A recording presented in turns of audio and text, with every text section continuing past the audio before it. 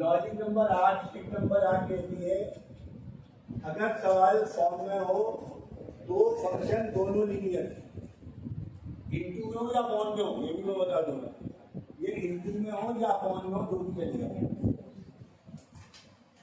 तो रूट में जो फंक्शन है उसे टी स्क्वायर मानना है, बाकी एडजस्टमेंट हो जाएगी। 3 सवाल मैंने एक किताब पे लिख दिए, मैं आपको एक सवाल पूरा कराता हूँ। पहले 9 क्वेश्चन कराता हूँ पूरा, थोड़ा पहले तो बहुत आसान है, इसको भी बता। दो फंक्शन है रूट के बाहर, रूट के अंदर। रूट के अंदर वाले को टी स्क्वायर मान लें। 3x माइनस 2 को इससे x की वैल्यू निकालनी है हमेशा आपको।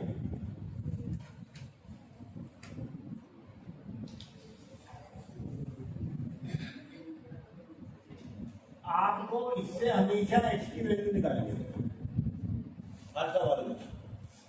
अब इसका डिफरेंशियल करना है, x का डिफरेंशियल dx और इसका 2t निकालो। सवाल में दोबारा आ जाते हैं। सवाल है x root 3x plus 2 minus 2 x की वैल्यू आपने निकाल दी 1/3। इसकी वैल्यू आपने मानी थी और dx की वैल्यू तुमने निकाल ली। कांस्टेंट बाहर ले लो, 1/3 कांस्टेंट है और 2/3 कांस्टेंट है। 2/9 बाहर चला गया, यहाँ पे क्या बन गया ब्रैकेट में 2। एक की एरा और एक की एरा 30 के अंदर मल्टीप्लाई करके 3/4 प्लस 2 3/5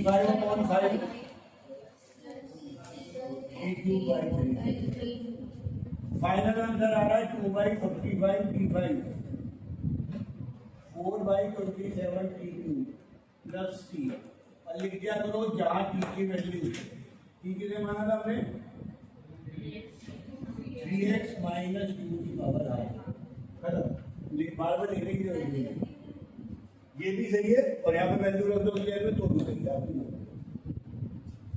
एक और देख लो जी, 2 सवाल करा देता हूँ तो आपके 10 सवाल शुरू के एक्सरसाइज 7 में यही है रूट वाले।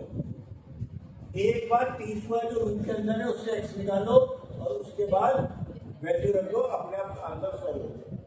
एक क्वेश्चन 6 करा रहा हूँ, देखो मैंने वीडियो आगे याद नहीं।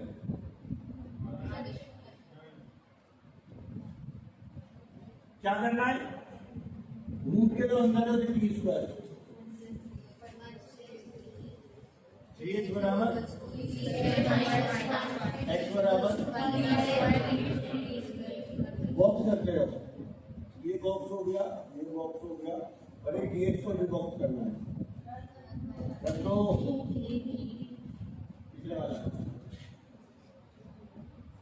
सवाल में वापस आ जाओ। ये क्या है, कुछ नहीं,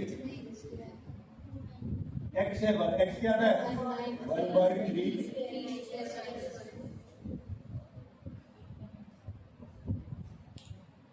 नीचे वाला क्या है रूट इंटू dx के क्या रख दूं 2t।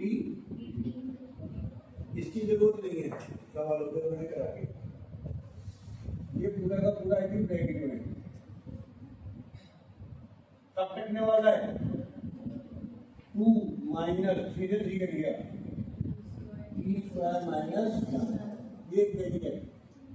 यहाँ पे क्या बचा 2/3 टी और नीचे क्या बचा टी से टी गया, दो में से एक हो गया 3 minus T square into 6 minus